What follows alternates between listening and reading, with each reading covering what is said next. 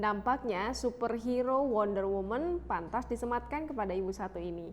Aksi heroiknya cukup membuat kagum saat ia berani meringkus pencuri yang membawa uang 2,6 juta rupiah di warung milik suaminya. Wah, mantap bu. Aksi heroik diperlihatkan Nurhaliza ketika menggagalkan upaya pencurian uang di warung milik suaminya di Bukit Rata, Kejuruan Muda, Aceh Tamiang pada Kamis 8 April 2021 siang. Berkat keberaniannya, pelaku DI, warga Kampung Durian Rantau, Aceh Tamiang berhasil diringkus bersama uang curian sebesar Rp2.620.000.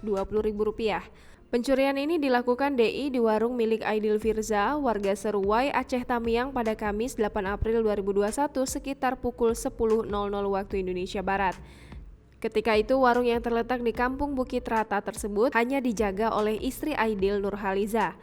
Sosok penjaga warung yang merupakan wanita diyakini menjadi pemicu meningkatnya nyali DI untuk menguras seluruh uang yang ada di laci warung. Tak ayal, dalam sekejap uang sebanyak 2,6 juta tersebut langsung dikuasai pelaku dengan mudah. Namun kemudahan ini tidak diperoleh pelaku ketika akan melarikan diri. Justru sebaliknya, dengan mudahnya dia diringkus oleh Nurhaliza ketika akan kabur. Aidil yang mendapat laporan itu langsung menunjuk ke warung. Selain penasaran dengan ulah pelaku, dia juga mencemaskan keselamatan istrinya.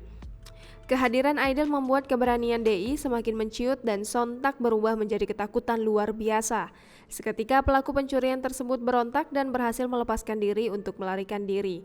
Untungnya pelarian ini tidak berlangsung lama karena sejumlah warga yang menyadari adanya tindak pidana langsung turun tangan. Alhasil pelaku berhasil diringkus dan sempat sesekali menerima bogem mentah dari warga. Yose menambahkan penyidik masih terus mendalami kasus ini untuk mengetahui motif kenekatan tersangka. Menurutnya, tersangka dikenai pasal 362 KUHP pidana tentang tindak pidana pencurian dengan ancaman hukuman penjara maksimal 5 tahun.